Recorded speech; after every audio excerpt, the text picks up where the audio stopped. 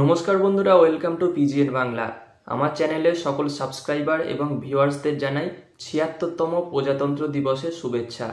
তো এই ভিডিওতে আমরা যে বিষয়টা নিয়ে কথা বলবো সেটা হলো মোহনবাগানের লিগ শিল্ড জেতা 2024-25 এই আইএসএলের যেই মরশুমটা চলছে, এই মরশুমটা কিন্তু বেশ জমে উঠেছে।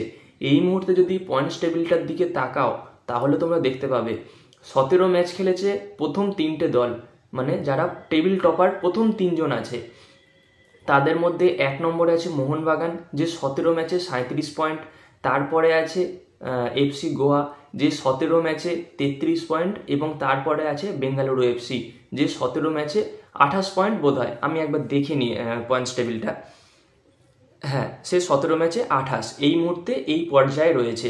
তো তাহলে মোহনবাগানের জন্য কি কোনোভাবে লিগ শিল্ড জেতাটা একটু কঠিন হয়ে পড়লো? এবং এরপরে আছে বেঙ্গালুরু এফসির সঙ্গে ম্যাচ, আগামীকাল আছে, আজকে 26 তারিখ, 27 তারিখ বেঙ্গালুরুর সঙ্গে ম্যাচ আছে।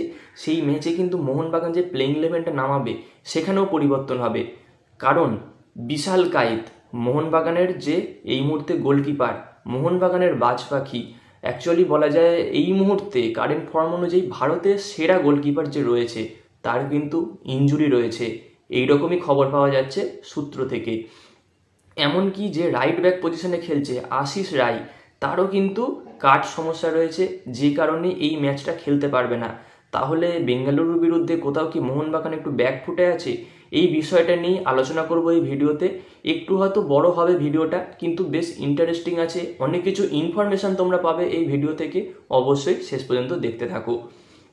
তো দেখো, প্রথমে আমি যদি ইনজুরির ব্যাপার কি সামনে যে বেঙ্গালুরুর সঙ্গে ম্যাচ আছে সেই ম্যাচটা নিয়ে কথা বলি, তো সেখানে কিন্তু অবশ্যই মোহনবাগান একটু চাপে আছে, কারণ গত ম্যাচটা এফসি গোয়া জিতে যাওয়ায় মোহনবাগানের সঙ্গে এফসি গোয়ার পয়েন্টের পার্থক্য হয়ে গেছে মাত্র 4, মানে একটা ম্যাচ জিততে হবে এবং একটা ম্যাচ ড্র করতে হবে এফসি গোয়াকে, তাহলে কিন্তু এফসি গোয়া মোহনবাগানের সঙ্গে পয়েন্টটা সমান হয়ে যাবে, মানে পয়েন্টের দিক থেকে মোহনবাগানকে এফসি গোয়া ধরে ফেলবে। কিন্তু যদি আমরা গোল ডিফারেন্সে দেখি, গোল ডিফারেন্সে কিন্তু মোহনবাগান অনেকটা এগিয়ে আছে এফসি গোয়ার থেকে, যেখানে মোহনবাগানের গোল ডিফারেন্স আছে 17 আর সেখানে এফসি গোয়ার গোল ডিফারেন্স আছে 7, এফসি গোয়ার গোল ডিফারেন্স আছে 12, তার মানে 5টা গোলের তফাৎ আছে। তো যদি এফসি গোয়া পরপর দুটো ম্যাচ একটা জিতে যায় এবং একটা ড্র করে যায়, তাহলেও কিন্তু মোহনবাগানের আগে যেতে গেলে তাকে মোটামুটি 5 গোলের ব্যবধান রাখতে হবে। তো যাই হোক, সেটা বিতর্ক, সেটা বাদ দাও। তো মোহনবাগানের যে সামনে ম্যাচটা আছে সেই ম্যাচটা নিয়ে যদি কথা বলি, সেখানে কিন্তু সত্যিই বিশাল কায়েতের ইনজুরি আছে, এটাই শোনা যাচ্ছে। তো এই ম্যাচটা হয়তো বিশাল কায়েত মিস করতে চলেছে। তার কারণ হলো গতদিন প্র্যাকটিসে বিশাল কায়েত কিন্তু আসেনি, এবং ধীরাজ সিং, তোমরা যারা ডেলি খেলা দেখছো তারা রিজার্ভ বেঞ্চটা ফলো করলে দেখতে পাবে রিজার্ভ বেঞ্চে যে গোলকিপার থাকে সে তো সবসময় দলের সেকেন্ড চয়েস গোলকিপার হয়। তো সেই সেকেন্ড চয়েস গোলকিপার হিসেবে কিন্তু ধীরাজ সিংও নেই, আছে আর্শ আনোয়ার শেখ, কিন্তু দলের সেকেন্ড চয়েস গোলকিপার ধীরাজ সিংই কিন্তু ছিল। ফলে তোমরা কি বুঝলে, ধীরাজ সিংয়েরও কিন্তু ইনজুরি আছে। তাই যদি বিশাল কায়েত কোনোভাবে না খেলে, সেই জায়গাটা কিন্তু খেলবে আর্শ আনোয়ার শেখ। এটা কিন্তু মোহনবাগানের জন্য একটা খারাপ খবর, কারণ এই মুহূর্তে মোহনবাগান একটা টাফ সিচুয়েশনে রয়েছে। পরপর দুটো ম্যাচ ড্র করে সামান্য একটু হলেও ব্যাকফুটে এসেছে, তবে এখনও টেবিল টপার আছে এটুকু নিশ্চিত। কিন্তু পেছনে যে এফসি গোয়া যেভাবে উঠে এসেছে পরপর ম্যাচগুলো জিতে, এফসি গোয়া পরপর দুটো ম্যাচ জিতে গেছে, তো এইভাবে তো এফসি গোয়া মোটামুটি পয়েন্টটা ক্লোজ ডাউন করে ফেলেছে। তো সেক্ষেত্রে মোহনবাগানের জন্য এই ম্যাচে যদি গোলকিপার আর্শ আনোয়ার শেখ থাকে, এটাও একটা চাপ, এবং রাইট ব্যাক এটা হয়তো দিব্যেন্দু বিশ্বাসকে দিয়ে খেলাতে হবে। আশিস রায় তো ভালো খেলছে, দিব্যেন্দু বিশ্বাসও যথেষ্ট ভালো প্লেয়ার, কিন্তু এরকম একটা হাই ভোল্টেজ ম্যাচে দিব্যেন্দু বিশ্বাসকে নেওয়াটা কিছু করার নেই, বাধ্যতামূলক নিতে হবে, যেহেতু 4টে কার্ড খেয়ে গেছে আশিস রায়, এই ম্যাচটা তো সাসপেন্ড থাকছেই। তাহলে এই অবস্থায় প্লেইং ইলেভেনটা কী হবে? দেখো, প্লেইং ইলেভেন আমি নয় গোলকিপার হিসাবে বিশাল কায়েতকে রাখছি, তার কারণ হলো গোলকিপারদের তো খুব একটা বেশি দৌড়োদৌড়ি ছুটোছুটি ঝাপাঝাপি করতে হয় না, গোল পোস্টের নিচে থাকতে হয়, কারেন্ট সিচুয়েশানে সেভ করতে হয়। আমি বিতর্কের খাতিরে গোলকিপার হিসাবে বিশাল কায়েতকেই রাখলাম। তাহলে রাইট ব্যাক পজিশনে কে খেলবে? দিব্যেন্দু বিশ্বাস। লেফট ব্যাকে সুভাশিস বোস এবং দুজন ডিফেন্ডার অ্যালবার্টো রড্রিগেজ এবং টম হল্যান্ড, এদেরকে রাখতেই হবে। এবার মিডফিল্ড, দেখো গত ম্যাচে মোহনবাগান কোচ হোসে মলিনা তিনি যে মিডফিল্ডটা নামিয়েছিলেন সেটা কিন্তু সম্পূর্ণ ডিফেন্সিভ মাইন্ডসেট ছিল, যেখানে মোহনবাগান দলে অ্যাটাকিং মাইন্ডের প্লেয়ার, অ্যাটাকিং পজিশনের প্লেয়ার বেশি, সেখানে সম্পূর্ণ ডিফেন্সিভ রোলে চলে গেছিল। গত দিনের ফরমেশনটা কিছুটা এইরকম ছিল, 4-3-2-1। মানে তিনটে, যেটা বললাম তিনটে ডিফেন্সিভ মিডফিল্ডার কে ছিল, দীপক টাঙ্গুলি, আপুইয়া এবং অভিষেক সূর্যবংশী, এই তিনটে ডিফেন্সিভ মিডফিল্ডার এবং দুজন মানে একটু অ্যাটাকিং মিডফিল্ডার কে ছিল না, গ্রেগ স্টুয়ার্ট এবং পেত্রাতোস। দেখো গ্রেগ স্টুয়ার্ট আর পেত্রাতোসকে একসঙ্গে খেলানোর কোনো মানে হয় না, আমি যেটা মনে করি, আমি আমার ফুটবল সেন্স থেকে যেটা বলছি। আর স্ট্রাইকার কে ছিল না, সুহেল ভাট। আমি বুঝলাম না এরকম ফরমেশনের মানেটা কি, হয়তো একটু পরীক্ষা নিরীক্ষা করতে গিয়েছেন এবং এই পরীক্ষা করতে গিয়ে কিন্তু এই মুহূর্তে হয়তো ম্যাচটা হারেনি, কিন্তু মোহনবাগান চাপে পড়ে গেছে, সামান্য হলেও চাপে পড়েছে। তো এই ম্যাচটা ভুলে যাও যেটা হয়ে গেছে, নতুন যে ম্যাচটা হবে বেঙ্গালুরুর বিরুদ্ধে, সেখানে যদি ফরমেশনটা এইরকম হয় 4-4-1-1, যে ফরমেশনটা আমি গত দুটো ভিডিওতেও বলেছি, আমার মতে আমি যে ফরমেশনটা বলতে যাচ্ছি এটা কিন্তু one of the best formation এই যে মোহনবাগানের দলটা আছে সেই দল অনুযায়ী। চারজন ডিফেন্স, যেহেতু আশিস রায় নেই তাই রাইট ব্যাকে থাকবে দিব্যেন্দু বিশ্বাস, লেফট ব্যাকে সুভাশিস বোস এবং দুজন সেন্টার ব্যাক থাকবে টম হল্যান্ড এবং অ্যালবার্টো রড্রিগেজ। সামনে যে চারটে মিডফিল্ড রাখবো আমি, আমার ফরমেশনটা 4-4-1-1 এইরকম একটা।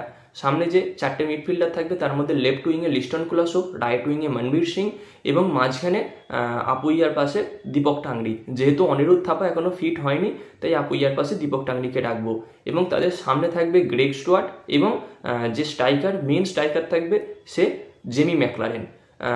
কিছুটা ফরমেশন এইরকম রাখা হোক বা রাখলে আমার মতে মোহনবাগান কিন্তু পজিটিভ রেজাল্ট করতে পারবে।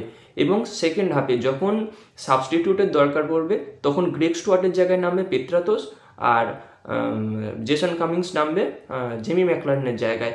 আর দুজন ডিফেন্স যারা বিদেশি আছে তাদেরকে কিন্তু চেঞ্জ করার কোনো দরকার নেই আমার মতে। তো এইরকম যদি ফরমেশনটা হয় আমার মতে টিমটা সাকসেস পাবে। আর তোমরাও কিন্তু কমেন্টে জানিও এই ফরমেশনটা তোমাদের কেমন লাগলো। তো এবার যদি লিগ শিল্ডের কথা বলি, সেখানে দেখো যে প্রথম তিনটে দল আছে, প্রথম তিনটে না অ্যাকচুয়ালি আমাদের প্রথম চারটে দলকে নিয়েই কথা বলতে হবে, কারণ মোহনবাগান, এফসি গোয়া এবং বেঙ্গালুরু এফসি এরা সবাই 17টা করে ম্যাচ খেলেছে ঠিকই, কিন্তু জামশেদপুর খেলেছে 16টা করে ম্যাচ, সেখানে জামশেদপুরের পয়েন্ট কিন্তু 28। এবার জামশেদপুর যদি পরের ম্যাচটা জিতে যায় তাহলে কিন্তু জামশেদপুরের 17 ম্যাচে পয়েন্ট হবে 31। তো সে কিন্তু বেঙ্গালুরু এফসিকে পিছিয়ে দিতে পারবে, সেই ক্ষমতাটা কিন্তু জামশেদপুরের মধ্যে আছে। আর যেহেতু খেলছে এখানে 13টা টিম, তার মধ্যে প্রত্যেকটা টিম দুটো করে ম্যাচ খেলবে, তার মানে 12 দুগুণে 24টা করে ম্যাচ সবাই খেলবে, তার মধ্যে 17টা করে ম্যাচ প্রথম তিনটে দলের খেলা হয়ে গেছে। আমি জামশেদপুরকেও ধরে নিলাম যে সে 17টা ম্যাচেই 31 পয়েন্ট পাবে, আমি এইটা ধরেই এগোলাম। এবার তার মানে পড়ে থাকলো কটা করে ম্যাচ, 24 থেকে 17 বাদ দিলে থাকছে কত, 7, তার মানে 7টা করে ম্যাচ পড়ে আছে। আর এই 7টা ম্যাচের মধ্যে যদি মোহনবাগান 4টে ম্যাচ জেতে, মানে 7টা ম্যাচ মানে 7-3 21, এখনও 21 পয়েন্টের খেলা আছে প্রত্যেকটা দলের কাছে। সেখানে যদি মোহনবাগান প্রথম 4টে ম্যাচ বা 4টে ম্যাচ জিতে যায় তাহলে মোহনবাগানের পয়েন্ট হয়ে যাবে 17, আর ওদিকে 4টে ম্যাচ জিতলে 12, তাহলে কত হচ্ছে 49 পয়েন্ট। আবার এখান থেকে যদি 33 পয়েন্টে আছে এফসি গোয়া, তারা যদি 4টে ম্যাচ জেতে তাহলে তাদের 4টে ম্যাচের পয়েন্ট হচ্ছে 33-এর সঙ্গে 12 যোগ করো হচ্ছে 45, সেখানেও কিন্তু এগিয়ে থাকছে মোহনবাগান। আর এই জায়গায় যদি এফসি গোয়া 7টা ম্যাচে 7টাই জেতে তবে কিন্তু এফসি গোয়া পৌঁছবে 7-3 21, মানে এখন আছে ওদের পয়েন্ট 33-এর সঙ্গে 21 যোগ করলে হচ্ছে 54 পয়েন্টে। আর যদি 6টা জিতলে তারা পৌঁছবে 3-6 18, মানে 33-এর সঙ্গে 18 যোগ করলে হচ্ছে 51 পয়েন্টে। মানে এই জায়গায় এফসি গোয়ার সাথে যদি আমি মোহনবাগানের একটা কম্পেয়ার করি তাহলে এফসি গোয়া যদি জিততে চায় লিগ সিট, এফসি গোয়াকে 7টা ম্যাচের মধ্যে 6টা ম্যাচ জিততে হবে, আর মোহনবাগানকে 7টা ম্যাচের মধ্যে 4টে ম্যাচ কি 5টা ম্যাচ জিততে হবে। আর যদি মোহনবাগানের দিক থেকে দেখি, মোহনবাগান যদি 7টা ম্যাচের মধ্যে 6টা ম্যাচ জিতে যায় তাহলে আর কিন্তু কোনো দিকে দেখতে হবে না, এফসি গোয়া জিতুক যাই জিতুক মোহনবাগান লিগ শিল্ড জিতে যাবে। 7টার এই জায়গায় দাঁড়িয়ে এখন যা পয়েন্টস টেবিল আছে সেই পয়েন্টস টেবিলের হিসাবে আমি বলছি, মোহনবাগান যদি 7টা ম্যাচের মধ্যে 6টা ম্যাচ জিতে যায় তাহলে মোহনবাগান লিগ শিল্ড পেয়ে যাবে। এটাই হচ্ছে মোদ্দা কথা, এই মুহূর্তে দাঁড়িয়ে যে হিসাবটা হচ্ছে সেইটা। তো আশা করি তোমরা বুঝতে পারলে ব্যাপারটা। হয়তো এই মুহূর্তে হিসাবটা দাঁড়িয়ে একটু খটোমটো লাগছে, কিন্তু ঠান্ডা মাথায় দেখো জিনিসটা বুঝতে পারবে। আর অবশ্যই আগামীকালে যে ম্যাচটা আছে সেই ম্যাচটার দিকে নজর রাখতে হবে, কেমন লাইন আপ নিয়ে নামে মোহনবাগান এবং ম্যাচটার রেজাল্ট শেষ পর্যন্ত কি হয়। কারণ মোহনবাগান এমনিতেই চাপে আছে, তার মধ্যে 2টো প্লেয়ার হয়তো অ্যাভেলেবেল থাকছে না। তবে তার মধ্যে একটা অ্যাডভান্টেজ কি, খেলাটা আছে যুবভারতীতে, মানে মোহনবাগানের হোম গ্রাউন্ডে। সেই হোম গ্রাউন্ডের ক্রাউড, যে সেই হোম গ্রাউন্ডের দর্শক, সেইটাকে কিন্তু মোহনবাগান কাজে লাগাতে পারবে। তো গাইস, এই ছিল আজকের আপডেট। ভিডিওটা ভালো লাগলে একটা লাইক এবং শেয়ার করে দিও, এবং তোমাদের কোনো মতামত থাকলে অবশ্যই কিন্তু কমেন্টে জানিও। দেখা হচ্ছে পরবর্তী ভিডিওতে। Bye bye.